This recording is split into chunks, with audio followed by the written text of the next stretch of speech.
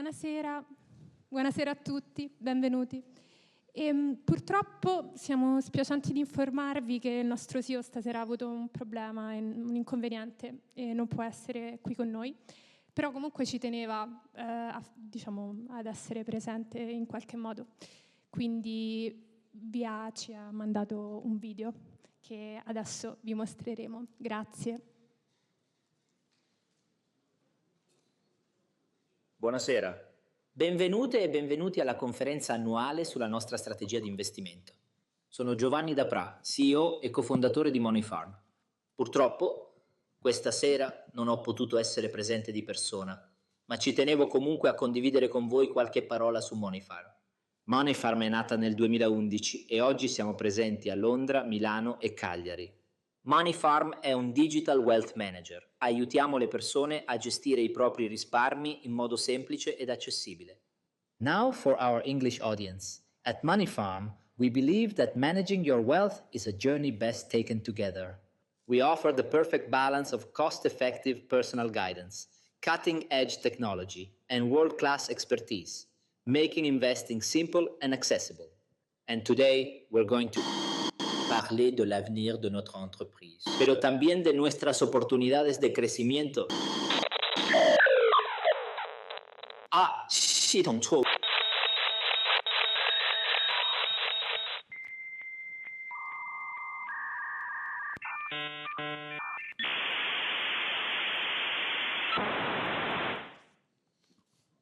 Buonasera a tutti.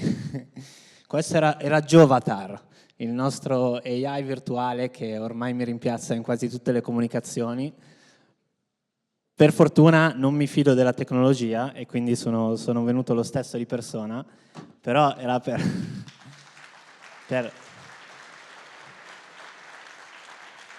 darvi l'idea come, diciamo, un software che costa $27 al mese e uno dei nostri più bravi designer, che Fabio ha speso 2 ore del suo tempo, è riuscito a costruire qualcosa che anche solo fino a 2 anni fa sarebbe stato virtualmente impossibile. E questo è un tema profondamente importante per noi, sia come investitori ma come azienda. Moneyfarm è nata da sempre utilizzando tecnologia, competenze, consulenza per offrire le migliori soluzioni per investire in modo semplice e accessibile. Quindi noi ci troviamo proprio in un momento della nostra storia che dovrà solo che accelerare, diciamo che queste tecnologie ci permetteranno di accelerare sia la qualità dei nostri investimenti ma anche la qualità del servizio che offriamo. Parleremo poi di AI più avanti. Vorrei incominciare con questa slide. Noi ci siamo trovati qua, per chi era con noi un paio di anni fa, nel 2022, che era stato uno degli anni peggiori della storia di Moneyfarm e soprattutto della nostra storia dei portafogli. Un anno in cui il portafoglio cosiddetto 60-40 aveva registrato il peggior risultato, uno dei 3 peggiori negli ultimi 95 anni, quindi avevamo anche un grosso problema di fiducia con voi e vi abbiamo cercato di dire dobbiamo continuare a rimanere a fidarci sostanzialmente, anche se noi dopo tante analisi siamo arrivati alla conclusione che la nostra strategia era ancora valida, il 2023 ci aveva dato ragione e il 2024 ancora di più. Nel 2024 l'indice MSCI World in euro ha registrato una performance oltre del 27%. Quindi è importante ricordarci che ogni tanto dobbiamo rimparare anche noi proprio come azienda queste lezioni, che alla fine rimanere investiti nel mercato rimane sempre meglio che provare a prevedere il mercato. Oppure, come dicono gli inglesi, timing in the market is more important than market timing. E questa è una delle verità su cui Moneyfarm basa la sua strategia di investimento. Ogni tanto chiaramente possiamo risultare molto ripetitivi e anche magari senza contenuto nel dirvi no, è importante rimanere, perché però davvero ci crediamo e pensiamo che gli ultimi 3 anni, nonostante tutto quello che sia successo nel mondo, sia stata un'ulteriore prova che questa strategia poi nel lungo termine funziona. Siamo veramente molto contenti anche perché volevamo darvi una visualizzazione di quanto questi risultati sono importanti per noi, ma soprattutto per tutti voi. Noi negli ultimi 2 anni abbiamo generato per tutti i nostri clienti circa 640 milioni di performance, che se li immaginate capitalizzati, quindi investiti nei prossimi 20 anni a un rendimento del 5%, che è quello che noi crediamo sia genuinamente il rendimento atteso nel nostro portafoglio P4, arrivano ad essere 1,7 miliardi. Ecco, questa ricchezza può fare la differenza per tutti noi, per tante famiglie, e la differenza tra investire e non investire è proprio visualmente in qualche modo manifesta in questi numeri. Quindi siamo veramente molto contenti degli ultimi 2 anni. Siamo anche molto contenti in termini relativi, quindi Richard, il nostro Chief Investment Officer, che tra poco sarà sul palco, parlerà anche di questo, però la nostra è una strategia di investimento nata semplice, costruita semplice, che comunque continua a overperformare. Quindi il 75% dei nostri portafogli, se guardiamo quello che è tutti i nostri peer e competitor su Morningstar, si colloca nel primo 25%, ovvero nel primo quartile su 3 anni, e su 10 anni l'83% dei nostri portafogli. Questo secondo noi non è un risultato per niente scontato, è un insieme di cose, un insieme chiaramente della nostra qualità di gestione, ma è anche un insieme delle nostre scelte strategiche e della struttura del prodotto, quindi quanto costa, eccetera, eccetera, che comunque pensiamo che poi faccia la differenza nel lungo periodo. E soprattutto noi, come diciamo sempre, non importa come, ma con chi, e speriamo che anche voi riconosciate il fatto che negli ultimi anni siamo stati dei partner fedeli e bravi, diciamo, nella gestione del risparmio. Ora torniamo al tema della tecnologia, che ci interessa in modo particolare, soprattutto quest'anno. Allora, tenete in considerazione che questo è Fred Wilson, uno dei più grandi venture capital di un fondo che si chiama Union Square Ventures americano. A detta sua, in 40 anni nel settore non ho mai visto un periodo di innovazione così intenso, è davvero sorprendente. Questo, secondo noi, è un momento veramente importante per quanto riguarda quello che sta succedendo sulla tecnologia. Il motivo è perché tutte le tecnologie hanno generalmente una crescita esponenziale, quindi la classica curva di adozione tecnologica è che parte piano, diciamo, gradually then suddenly. Però la cosa complicata e anche molto interessante di oggi è che non c'è solo una tecnologia che sta nascendo, c'è un insieme di tecnologie che si uniscono e in qualche modo creano un circolo virtuoso tra di loro. Quantum computing, biotechnology, AI, space exploration e renewable energy, tutte quante stanno lavorando e stanno prendendo piede nello stesso momento. Quindi è come se ci fosse una super technology wave che cambierà decisamente il modo nostro di vivere, ma cambierà anche i nostri ritorni, cambierà il nostro modo di investire, ed è secondo me è una cosa che ancora in qualche modo non se ne parla tanto, e non è solo l'AI, ma è veramente l'insieme di tutte le tecnologie. Quindi per fare più data center serve più energia, per fare più energia allora servono grandi investimenti in nuclear technology, che a quel punto accelera la creazione di nuove proteine, e tutto questo insieme sta succedendo allo stesso momento, ed è il motivo per cui noi siamo molto ottimisti, ma anche il motivo per cui è un momento di grande interesse per noi e per in generale sia di investitori che come creatori di nuovi servizi.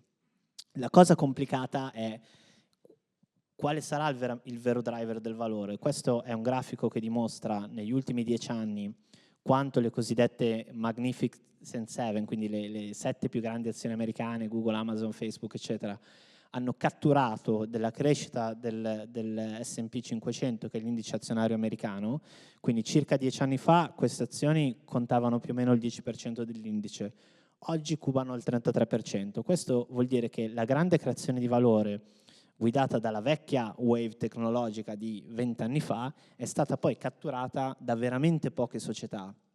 E per darvi un'idea, le 4 grandi, quindi Meta, Google, cioè Facebook, Google, Microsoft e Amazon, solo nel 2025 spenderanno circa 300 miliardi in investimenti in infrastrutture AI. Quindi immaginatevi il 13% del PIL italiano fatto da 4 compagnie che spendono investimenti di AI.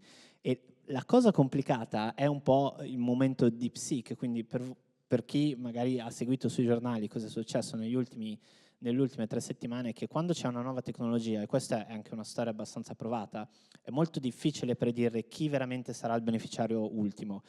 Immaginatevi anche nella storia nomi famosi, tipo Altavista rispetto a Google. Chi si ricorda oggi di Altavista? Probabilmente pochi. Oppure MySpace rispetto a Facebook, BlackBerry versus Apple, Palm versus Apple.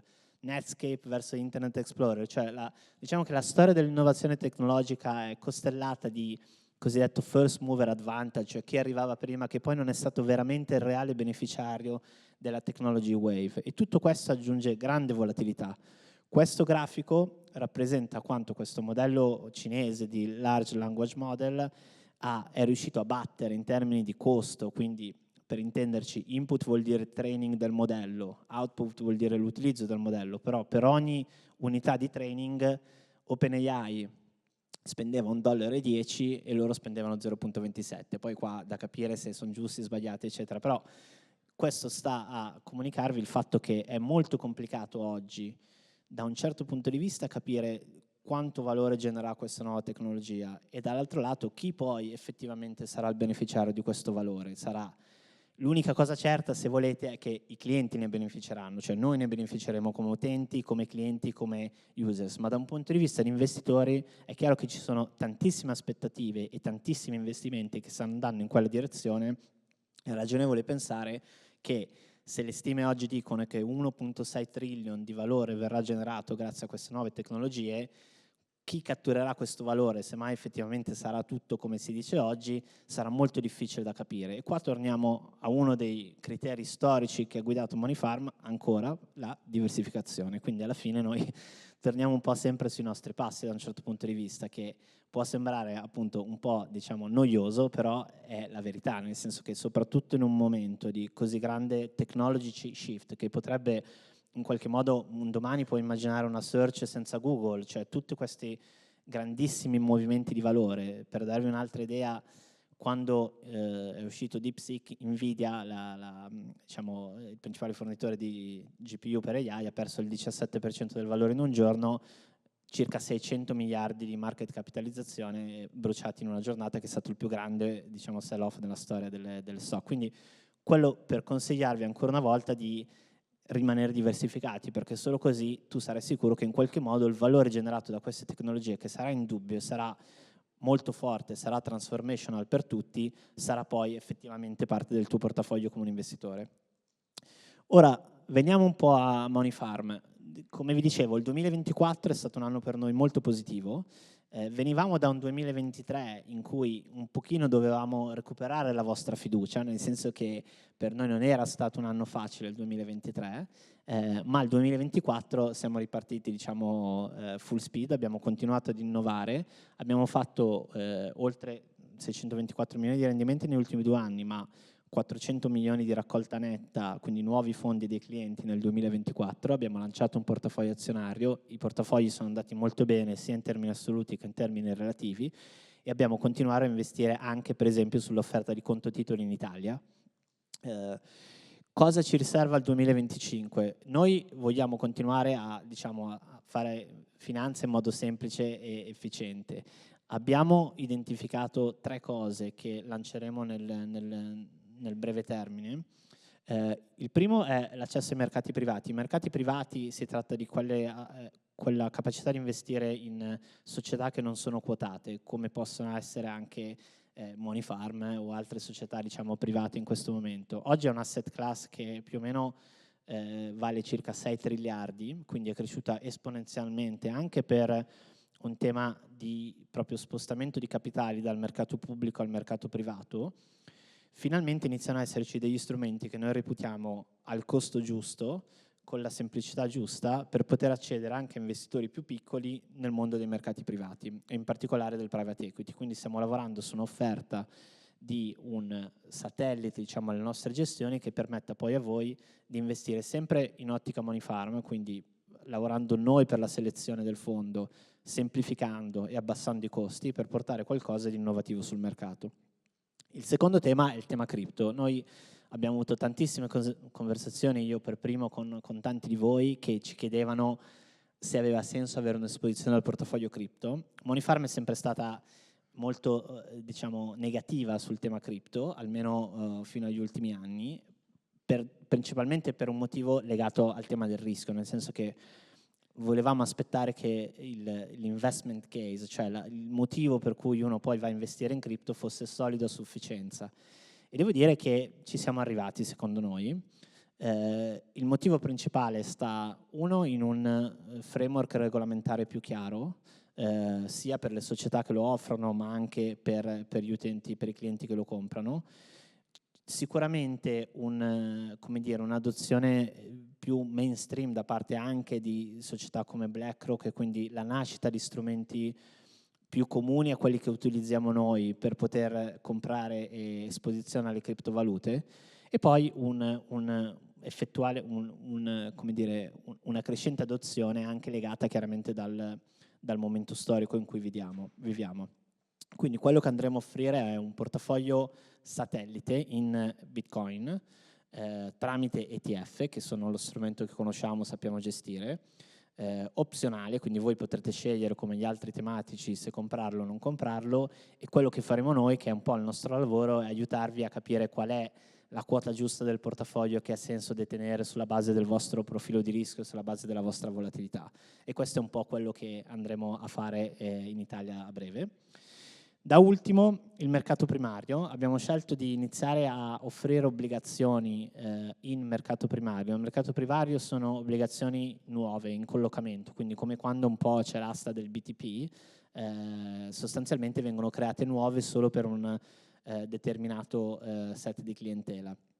Noi abbiamo fatto un accordo con Goldman Sachs e sostanzialmente quello che vogliamo portare al mercato è, magari tanti di voi già comprano obbligazioni sul mercato primario tramite banche o altri intermediari, però tendenzialmente nessuno le vende sotto consulenza e tendenzialmente tutti caricano commissioni molto alte per il rapporto di collocamento. Quindi noi quello che faremo è, facciamo un po' da poliziotti nei confronti di Goldman Sachs, di cui diciamo fidarsi è bene, non fidarsi è meglio, e controlleremo che il pricing di quelle obbligazioni sia fatto nel modo corretto. Richard del suo team, diciamo, metterà il suo stampino e poi li offriremo solamente con una fee di consulenza, quindi senza costi di collocamento, senza costi di distribuzione, solamente con una fee di consulenza. Quindi proviamo a trovare un mercato che è quello delle obbligazioni strutturate, che può essere interessante per certe condizioni di portafoglio e certe condizioni di mercato, però proviamo a farlo in un modo diverso, proviamo a farlo nel modello Moneyfarm, quindi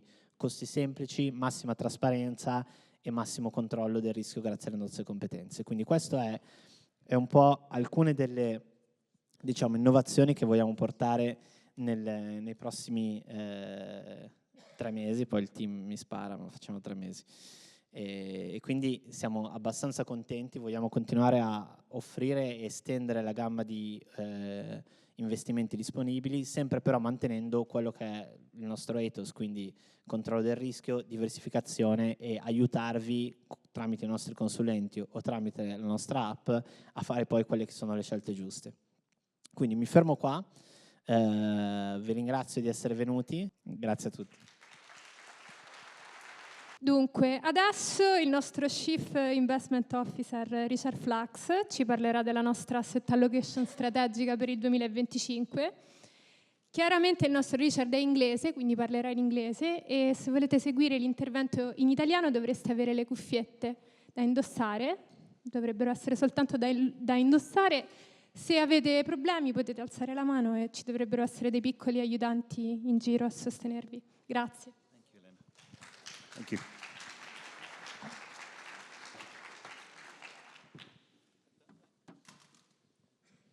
Good evening, everybody. Thank you for joining us. I'm going to try and do 3 things this evening. I'm going to talk a little bit about 2024, a little look backwards. I'm going to talk about the long-term strategic asset allocation that we run every year. And then I'll have a few thoughts about 2025. The outlook for this year, some of the opportunities and some of the challenges that go along with that. So first, turning back to 2024. An interesting year for a few reasons. First, to notice on the growth side, we see a real difference between the growth rates for the US and the growth rates for the European Union. Really just a meaningful disparity. The US economy really did very well. Consumer demand was surprisingly strong. But elsewhere in the world, we saw challenges from higher interest rates, sluggish consumer confidence. And that fed into to growth for most of the year. On the inflation side, though, it was a pretty similar picture in both regions. We saw a peak in 2023, and we saw a peak in 2022, and we saw annual inflation begin to drift down over 2023. 2024 was really a consolidation year. Inflation stayed relatively low, but not as low as central banks would have liked. You still saw annual inflation above the 2% target that they typically have. Nonetheless, inflation did come down enough that central banks began to cut interest rates. We saw policy rates come down both in the US, in the Eurozone, and in the UK as well. Perhaps not as fast as some would have liked, but again, an improvement in monetary conditions and an environment that we think was generally supportive for risky assets. The interesting part was that the fall in policy rates didn't coincide particularly with a fall in longer-term government bonds. These are the 10-year yields for Italy, Germany, and the US. And you see that the 10-year yield was pretty much in line or even higher at the end of 2024 as it was at the start. And that's kind of interesting because at the start of last year, there were a lot of people arguing that 2024 was going to be the year of bonds. Bonds were relatively attractively valued, they thought.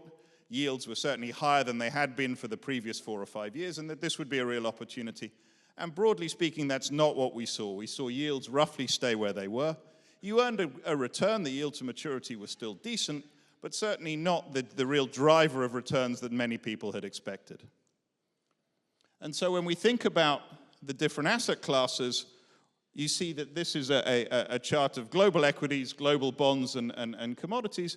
You see that 2024 was really a year of global equities. Equities did surprisingly well, certainly better than we had expected. And bonds were perhaps a little bit disappointing. They didn't really return very much. But within equities, it was more concentrated than the headline would suggest. This chart is showing US equities versus European equities.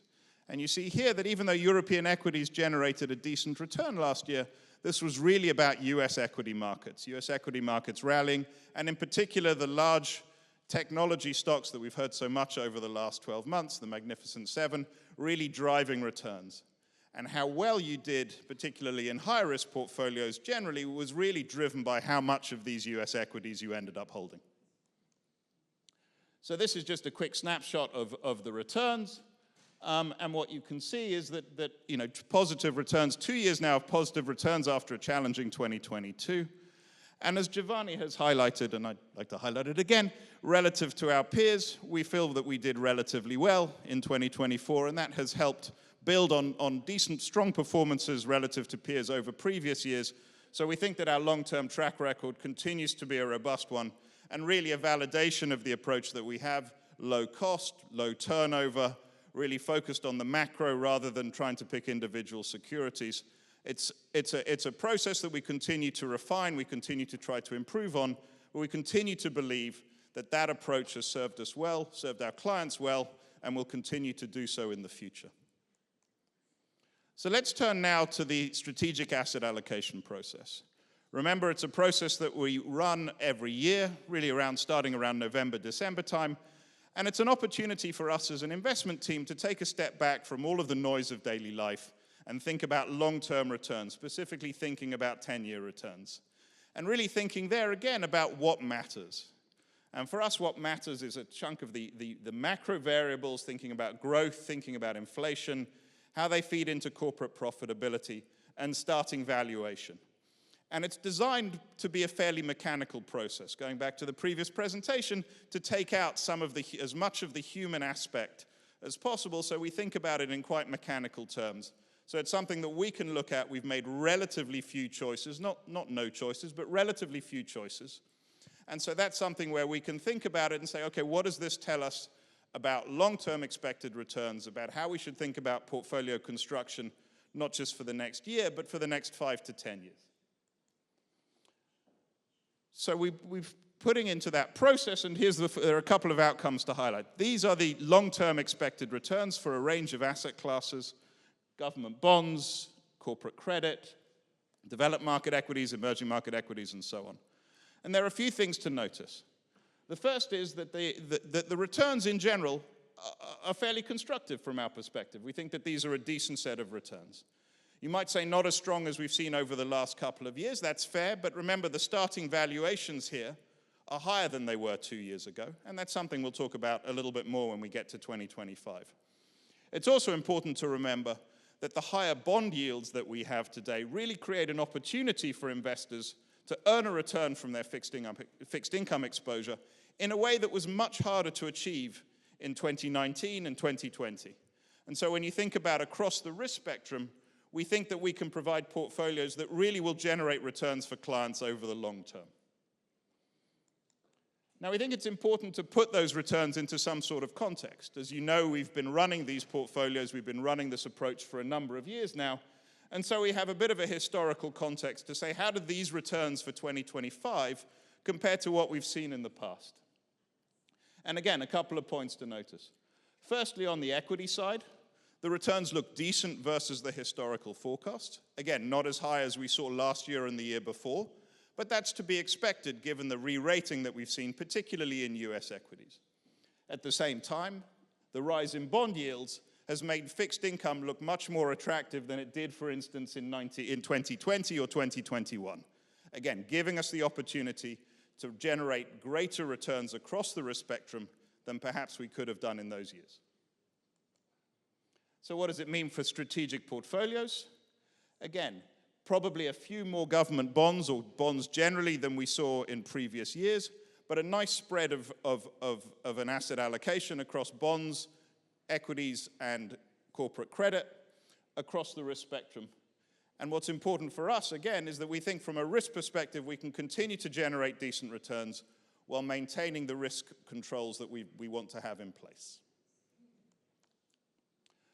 So if we take those expected returns and apply them to the current portfolios that we hold today, what we put clients in today, this is the sort of result that we get.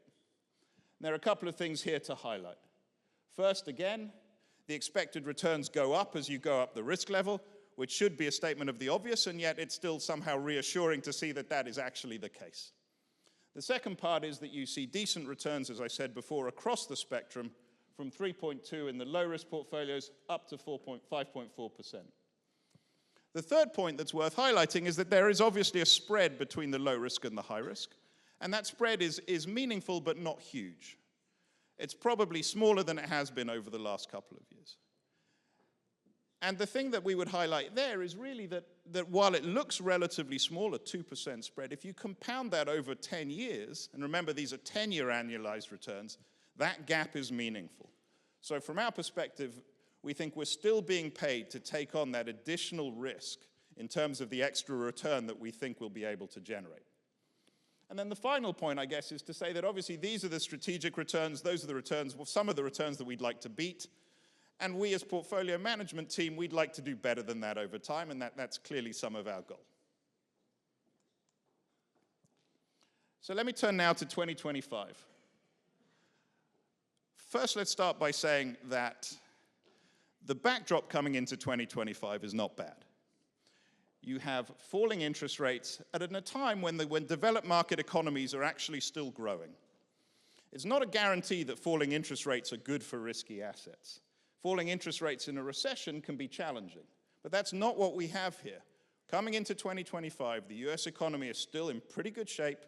The Eurozone and the UK struggling a bit more, but still generating positive growth.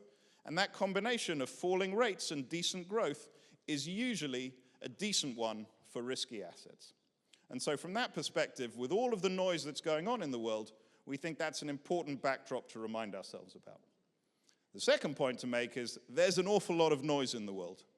This is a chart showing, it's a measure of economic uncertainty or policy uncertainty index in the US. And you can see in the far right there, it has spiked up since November. And that probably isn't a huge surprise. Now, it's not as high as it was during COVID, but then you would say that the policy experiments underway in COVID were significantly more dramatic than anything that we've seen thus far. But nonetheless, it's very clear to say there's an awful lot of policy noise, and that is being reflected in some of the indices that we track. At the same time, we should turn to interest rates. This is a chart that's trying to capture how much interest policy rates could fall between now and the end of December. The top line is for the US and the bottom line is for Europe. And what you see is that even though interest rates, policy rates should come down a little bit, they're not going to fall by that much, most probably. They'll fall a little bit more in the Eurozone, where the economy is a little bit weaker. They probably won't fall that much more in the US. They'll have perhaps a couple of 25 basis point cuts between now and the end of the year. But we're entering a world in which interest rates will come down, but not by very much. We're not probably going back to the world that we saw 2017, 2018, where really interest rates were pretty much at zero. That has a couple of implications. The first is that we've seen that economies have been able to digest, particularly in the US, higher rates in a way that probably we wouldn't have expected. If you told the consensus view 5 years ago that interest rates would go up 400 or 500 basis points and the US wouldn't go into a recession, that would have been a bit of a surprise. So there has been something surprising happening over the last couple of years. That means that interest rates probably won't be falling as fast as we might have expected, unless you see a material deterioration in the economy in the coming quarters. The second point, which is really helpful for investors and savers, is that it means that fixed income should continue to be able to provide you a decent return across the credit spread, even at the very short end. If you have assets where you'd like to have a lot of liquidity, you'll still be able to earn a return in money market products in a way that you certainly couldn't 5 or 6 years ago. And so for investors and for savers, there are more choices now to get a return than there would have been back then. And that's extremely helpful. It's extremely helpful for us. It's extremely helpful for our clients, we think. But inflation has not gone away. We think we'll still be talking about inflation in 2025. And that's somehow related back to the point about policy uncertainty. So this chart here is a survey of consumers by the University of Michigan, asking them what they think inflation is going to be in the next 12 months. And as you've seen, inflation expectations did come down over the past couple of years. Right? You did see inflation moving not quite to the 2% target that central banks would like, but certainly on that way. Except in January, which was the release from last Friday, you saw a spike upwards. And this, we would argue, is the result of all of the noise around tariffs, around what happens with policy in the US, having an immediate impact in terms of how US consumers think about their shopping baskets, what they're going to need to save for. And it's meaningful because we think that a lot of the US election was driven by concerns about the economy. Somehow strange for us living in Europe where growth was so much lower, but US consumers had seen prices go up, the price of their daily goods, and they thought that was a meaningful concern. And so, to illustrate the point, this is a chart of inflation expectations through December by political affiliation. And so what you see here, going back to the behavioral point, you see here that as soon as the Republicans win the election, inflation expectations for Republicans comes way down, while at the same time inflation expectations for Democrats go way up. So you see there's an awful lot of, so what do we conclude from this? There's an awful lot of concern about inflation remaining in the US, that inflation has very much driven voters' choices. And as they look out into 2025 and they see all of the noise about tariffs, there's an immediate reaction in terms of the inflation expectations we think that they're beginning to be concerned about. And so to the extent that you're a policymaker and you're trying to think through the implications of this, tariffs are a meaningful concern. And so that's something we'll continue to watch closely and remains, the policy uncertainty is a meaningful consideration in 2025. So now let's turn to valuations. This chart is showing the forward price earnings ratio for the last 10 years for global equities. And as you can see, we've enjoyed a steady re-rating over the last couple of years. So the global equity valuations are higher than their long-term average. And as we think about 2025, it's something we need to consider. Now, we know that valuations don't tell you very much about the return for the next 12 months. They do tell you a good amount about the return for the next 10 years. And that's why when you think back to our strategic asset allocation forecasts, the equity returns there were lower than they had been in the previous years. Important to remember that they're not negative, they're not necessarily low, but they are lower than they have been, and that's to some extent a reflection of this. Now, the other part of it is the geographic question, right? A lot of that re-rating in equities is a function of the United States. So this compares the valuation of US stocks relative to European stocks, and you've seen a steady re-rating of US stocks compared to Europe and compared to almost every other market over the last 10 years. So there are a couple of challenges with this. First, as we think back to 2024 and the strength of the Magnificent Seven, it's tempting to think, well, okay, that was a one-off and we need to think about other markets. The problem is, as you can see, it's been going on for the last decade. And we as an investment team have had this debate pretty much for the last decade, thinking about, okay, well, how much will it re-rate? At what point do we think about US equities? We should have less exposure in the US than we have done. And every time that we've tried it, frankly, we've suffered at least over 12 or 24 months. There have been opportunities, but pretty much the US equity market has been extremely strong. And we need to guard against complacency there because that will not always be the case, most likely. Right? And so we need to think about maintaining that global diversification, maintaining that global exposure, while acknowledging that the US equity market has been extremely powerful, has been a real driver of returns for a lot of these portfolios. And it's not simply a valuation question, right? This is the chart of long-term earnings for the US and for Europe. And you can see, particularly in the last 10 years, that US companies have simply grown their earnings faster than their European peers. It's not just a valuation question, it's not just an innovation question, it's actually corporate earnings being delivered at a faster pace, at a higher return in the US than in Europe. So the fundamental case is robust, but that doesn't mean that you should only buy the US and that's the end of the story, right? There are valuation questions, there are expectations questions, and we know that expectations in the US remain high.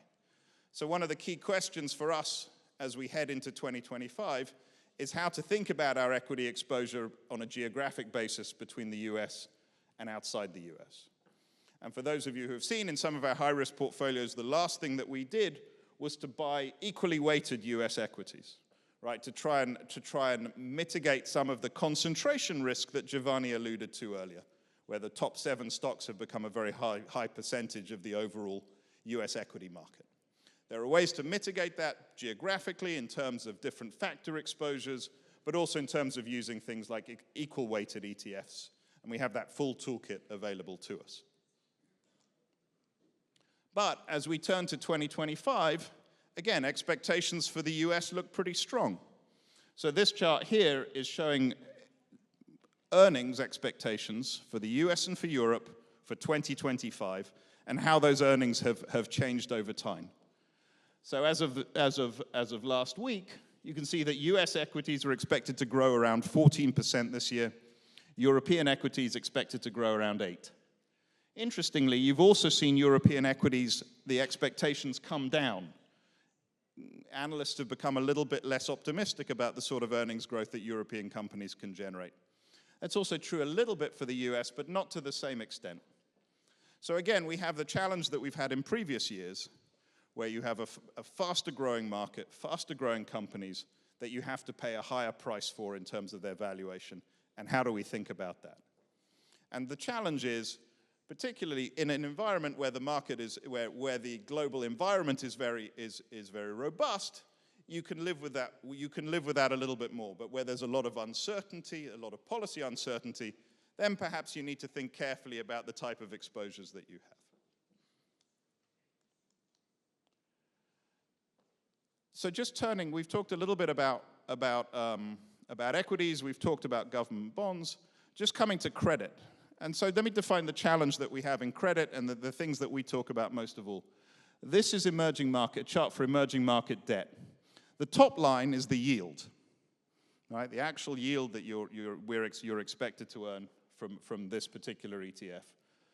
The bottom line is the spread, i.e. the gap between what you earn on emerging market debt and the gap versus sovereign bonds, probably in this case the US sovereign bonds. And you see that the actual yield is relatively high versus history. Not as high as it was in 2008, mercifully, but certainly something that's relatively attractive. The challenge that we face is that the spread over treasuries, is actually at one of the lowest levels that we've seen in recent years. And so when we have a valuation conversation about it, we say, well, gee, these look a bit expensive. But the other side of it is, well, actually that might be true, but if we just earn that yield, now we're earning 6% or something close to it, that's pretty attractive. And so the challenge, the debate there is should we be focusing on the spread, or should we really just be focusing on the yield and manufacturing a return? We continue to have some emerging market debt exposure. We would have more probably if we were more comfortable with that bottom line, with that spread. But it's again a reminder that across the credit complex, across the fixed income complex, there are opportunities for us to manufacture an absolute return ahead of inflation for our clients. I wanted to talk a little bit about artificial intelligence. Giovanni alluded to it. It's obviously very much front and center in everybody's mind. And sort of trying to be a bit pragmatic about it, we're saying, well, okay, yes, it impacts a lot of companies. We see NVIDIA earnings. We see Microsoft and Google and Amazon and Meta spending an awful lot of money. How should we think about it from a macro perspective? And at the end of the day, what we care about, we think, is that artificial intelligence becomes something that adds to global growth, that adds to productivity. And can we begin to see that reflected in some of the data? On the one hand, it's probably too soon to tell.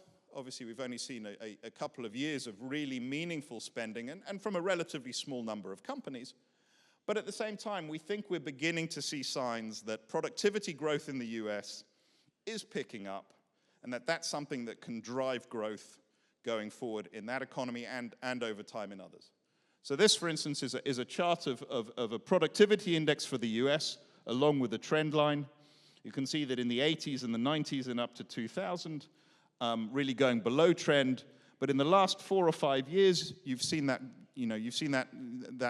productivity index really move above the long-term trend. And we think that's really important from the context of generating a return, generating income for the global economy, and generating profitability for an ever-broadening set of companies. Just to dig into it a little bit more, because we think this is quite an important point, this is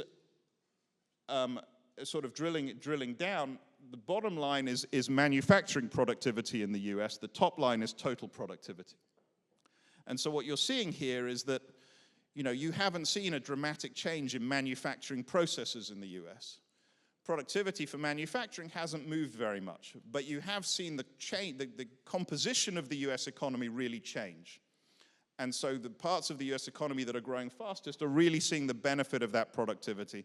And that's something that we think we can see across more and more countries in the coming years. And it is an opportunity, we think, if it's executed well, for AI not to be just a punchline, not to be focused on just a few companies, but actually really have more of a global impact at a macro level than we've seen thus far. So let me make a couple of concluding thoughts. As we come into 2025, first, from a strategic asset allocation perspective, we think we see decent long-term returns. We see a spread between fixed income and equities. But the overall financial markets give an opportunity, we think, to investors to build wealth in an effective way. Thinking about 2025, as I said before, we come in a global economic environment that hasn't been bad, been very strong in the US, been a little bit weaker elsewhere, and we've seen policy rates come down. And that combination, we think, has been significant. At the same time, we see a lot of policy uncertainty, both positive and negative, particularly in the US. The question of tariffs is going to rumble on for some time. We think high tariffs are a crimp on growth and possibly a hit to inflation as well. We think deregulation and lower taxes in the US could be a catalyst for faster growth there. We haven't seen very much about it yet. It's obviously a real mantra of policy. And then there are questions around immigration, around government spending, all of these things that apply not just to the US but beyond, that we need to really understand how those are going to play out, what will move from being a headline to actually being policy. And those are challenges. Those are challenges that we've had to deal with before. We'll have to deal with them again. But as an underlying environment, the backdrop is pretty good. Policy has its challenges. But when we think about equities, the questions are really around valuations in the US. Valuations outside the US actually look pretty decent. So if you can really see some stronger growth coming out of the US, there's opportunities there. The US is really about whether these big companies can continue to drive the extraordinary growth that they have done. So far, they continue to show very strong top-line growth, a lot of profit growth, and really good cash generation. These are the characteristics that we want to see. And when we think about sovereign bonds, as I said before, yields are higher than they've been in the last few years. You haven't seen them come down the way that people may have hoped 12 or 18 months ago, but that, we think, is an opportunity. It's an opportunity for us to manufacture long-term returns for our clients. And then finally, as I pointed to on the credit side, the question there is really about the spread versus the absolute yield. If we were comfortable that the spread is going to hold, that we aren't going to see meaningful defaults, and so far we really haven't done, then those absolute yields are pretty interesting. We think that there are opportunities in the credit space, again, to manufacture long-term risk-adjusted returns for our clients. So 2025, really interesting start to the year, a lot of noise. We're keen to try and stay focused on the long-term horizon, not get blindsided by sometimes hourly changes in policy from around the world. But we think that our process, and the process we followed for a number of years, is pretty well suited for trying to look past that. So we come into 25 with a good amount of confidence. We think that there are challenges on valuation, on policy. We're not blind to those. But we think at the end of the day, when we think about the long-term returns, there are opportunities to manufacture those for clients in an effective and risk-adjusted way. Thank you very much.